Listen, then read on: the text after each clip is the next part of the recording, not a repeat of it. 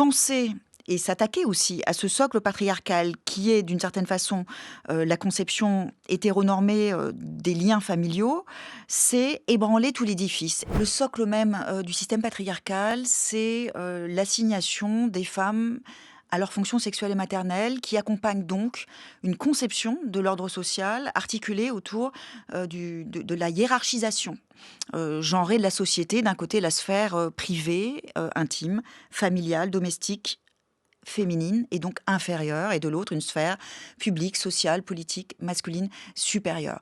Et donc, penser et s'attaquer aussi à ce socle patriarcal qui est d'une certaine façon la conception hétéronormée des liens familiaux, c'est ébranler tout l'édifice. Et on en a une manifestation évidente aujourd'hui avec la façon très, très directe et très brutale avec laquelle l'administration Trump s'est immédiatement attaquée aux personnes trans, mais aussi aux personnes LGBTQI plus largement.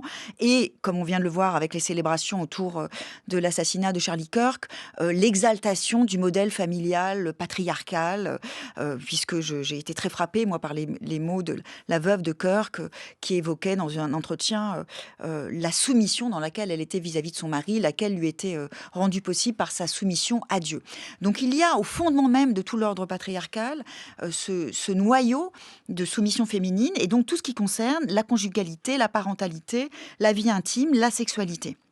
Et c'est la raison pour laquelle c'est là que se noue en fait tout le reste. Et donc c'est pour ça que les théoriciennes féministes, dès les années 70 et même un peu avant, se sont attachées à pointer puis à déconstruire cet endroit où tout commence, c'est-à-dire cette sphère de la vie intime.